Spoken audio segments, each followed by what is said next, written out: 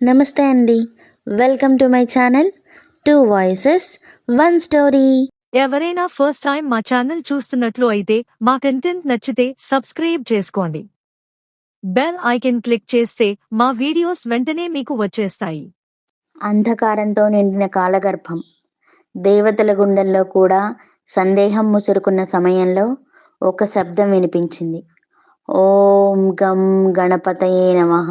విఘ్నాలను తొలగించే మహాశక్తి, భక్తుల మనసుల్లో వెలుగు నింపే కరుణాసాగరం, సృష్టి మొదలు నుండి ఉన్న ఆదిదేవుడు, వక్రతుండు, వినాయకుడు, గణాధిపతి. పార్వతీదేవి తపస్సుతో సృష్టించిన బాలుడు, శివుని అనుగ్రహంతో గణాల నాయకుడుగా వెలిసిన మహోన్నతుడు, ప్రతి శుభారంభానికి తొలి పూజ పొందే ఆ మహాగణపతి పవిత్రమైన పుత్రగణపతి వ్రతం గురించి ఈరోజు తెలుసుకుందాం. సంతాన భాగ్యాన్ని ప్రసాదించే వ్రతం ఇది. ఇంటి ప్రతి మూలలో ఆనందాన్ని నింపే వ్రతం. భక్తి, శ్రద్ధ, నియమంతో ఆచరించే వారికి గణనాథుడు స్వయంగా వరాలిచ్చే మహిమాన్విత వ్రతం.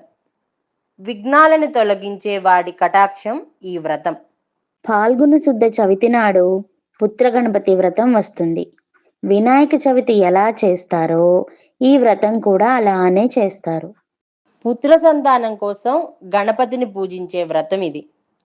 కేతువు యొక్క అనుగ్రహానికి వినాయక చవితి, సంకష్టహర చతుర్థి, పుత్రగణపతి వ్రతాలు చేస్తారని శాస్త్రవాక్యం.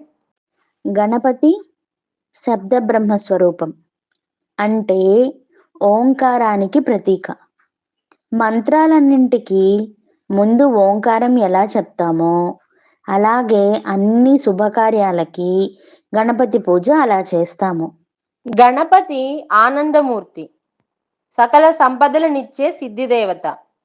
ఓంకార నాదం ఉద్భవించి ఆ నాదం క్రమంగా గజానన రూపంగా వచ్చింది.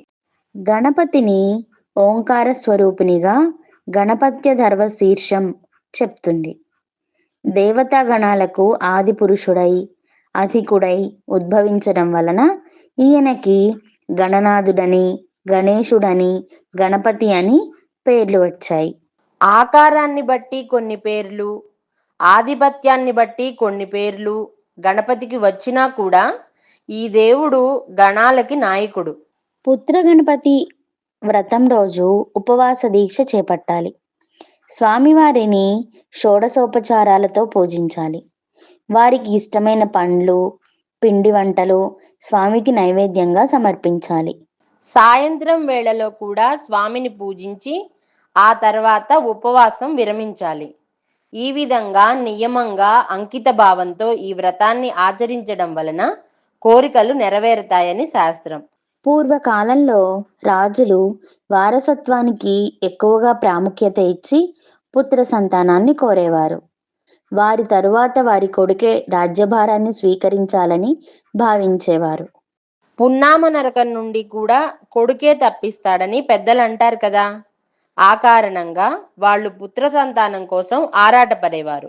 ఇందుకోసం వారు ఫాల్గుణ శుద్ధ చవితి రోజున పుత్ర గణపతి వ్రతం చేసేవారు. ఆ వ్రతం ఆచరించిన పుణ్యఫలంగా పరాక్రమవంతులైన కొడుకుల్ని పొందిన వారు ఎంతో మంది ఉన్నారు. ఈరోజు ఎవరైతే తమకి పుత్ర సంతానం కావాలని వినాయకుణ్ణి పూజిస్తారో వారి కోరిక నెరవేరుతుందని సాక్షాత్తు పరమశివుడే పార్వతీదేవితో చెప్పారని అంటారు.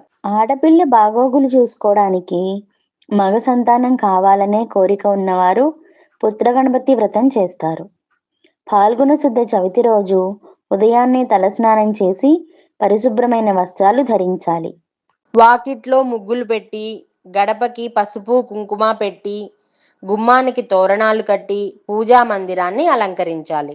ఆ రోజున ఉపవాస దీక్ష చేసి స్వామివారికి షోడశోపచారాలతో పూజ చేసి ఆయనకి ఇష్టమైన పిండి వంటలు నైవేద్యంగా పెట్టాలి. సాయంత్రం కూడా స్వామిని పూజించి ఆ తర్వాత ఉపవాస దీక్షని చాలించాలి. ఇలా నియమంగా ఈ దీక్ష చేస్తే మనోభీష్టం తీరుతుందని చెప్తారు. డుండి అనే రాజు సంతానం లేకపోయినా సంతానం కోసం నిత్యం గణపతిని పూజించారు. ఆయన భక్తికి మెచ్చి గణపతి స్వప్న దర్శనమిచ్చి ఈ వ్రతాన్ని ఆచరించమని, తనకి నువ్వులు బెల్లం నివేదించమని చెప్పారు. గణపతి ఆదేశించిన మేరకు డుండిరాజు భార్యతో కలిసి ఈ వ్రతాన్ని నిష్టగా చేశారు. అందుకు ఫలితంగా రాజుకి పరాక్రమవంతుడైన కొడుకు పుట్టాడు. ఆ బిడ్డ వంశానికి కీర్తి ప్రతిష్టలు తెచ్చాడు. ఇదండి పుత్రగణపతి వ్రతం గురించి మాకు తెలిసిన విషయాలను మేము మీకు అందించాం. ఒకసారి మా వీడియోని చూసి మమ్మల్ని ఆశీర్వదిస్తారని కోరుకుంటున్నాం. మరొక మంచి వీడియోతో మీ ముందుకు వస్తాం. అందాక సెలవు. ఓం గం గణపతయే నమః.